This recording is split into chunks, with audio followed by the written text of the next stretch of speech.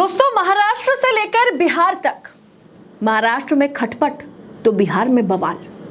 NDA के भीतर कुछ भी ठीक नहीं है।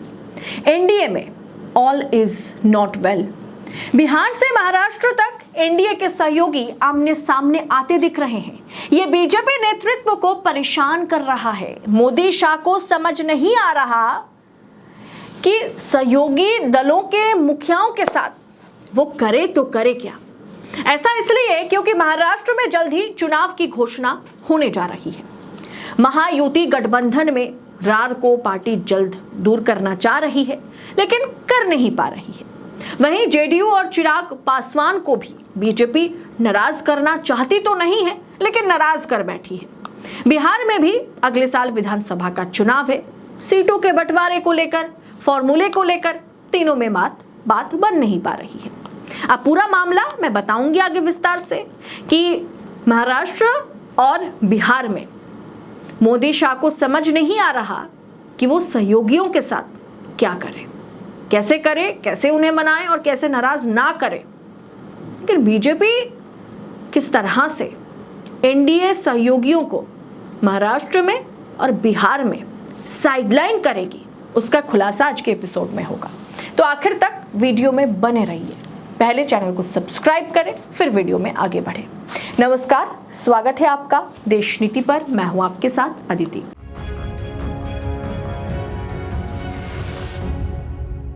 देश नीति, केवल सच्ची और पक्की खबरें। नायडू, नीतीश, चिराग, शिंदे, अजित पवार को लेकर के मोदी की सरकार बनी और 3 महीने के भीतर एनडीए में सब कुछ अब ठीक नजर नहीं आ रहा है।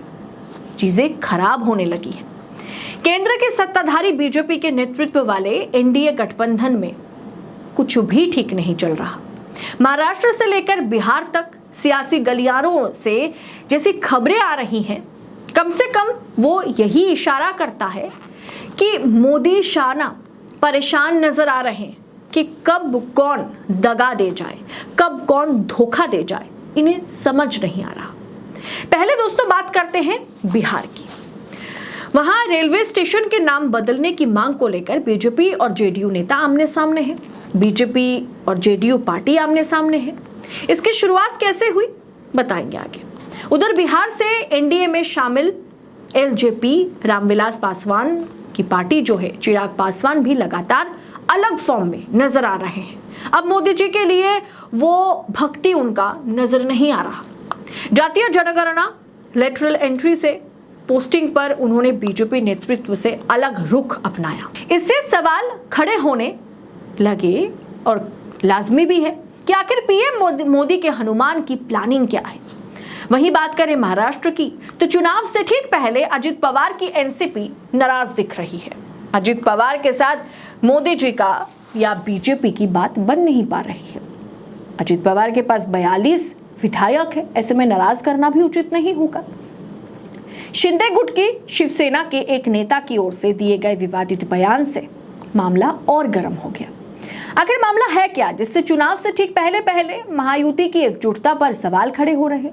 महाराष्ट्र में बीजेपी, शिवसेना, एकनाथ शिंदे गुट, एनसीपी, अजित पवार वाले गुट एक साथ नजर नहीं आ रही है। ये सब अलग अलग चल रहे हैं। इस बीच स्वास्थ्य मंत्री और शिवसेना शिंदे गुट के नेता तानाजी सावंत ने आज यानी गुरुवार को एक ऐसा बयान दिया जिस पर घमासान तेज हो गया।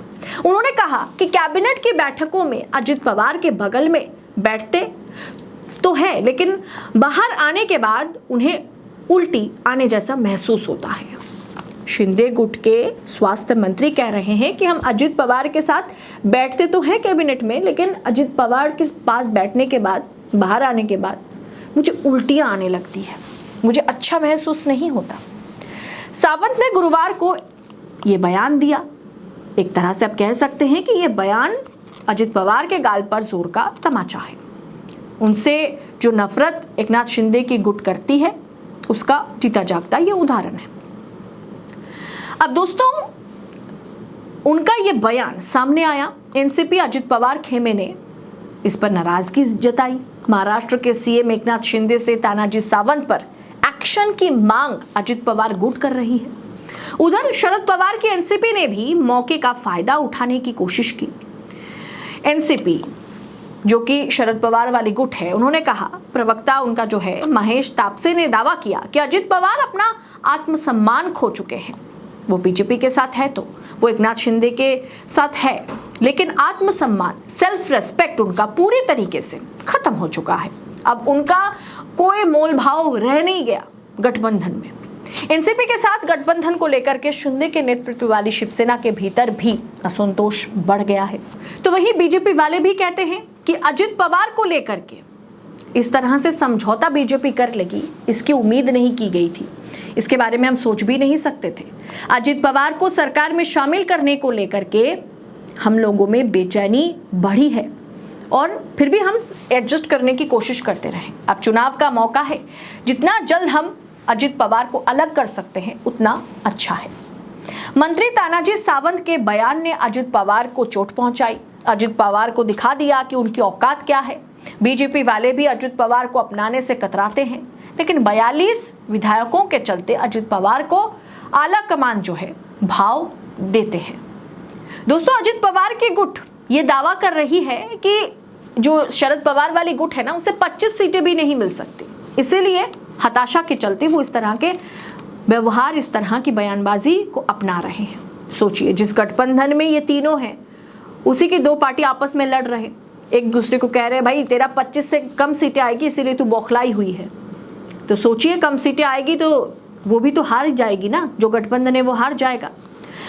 तो कुल मिलाकर के देखा जाए तो अजित पवार, एकनाथ शिंदे और बीजेपी में बात बन नहीं पा रही है। एक दूसरे पर कीचड़ उछालने की कोशिश ये तीनों मिलकर कर रहे हैं और जमकर कर रहे हैं, और इसका पूरा फायदा इंडिया या महाविकास आघाड़ी गठबंधन ले जाएगा।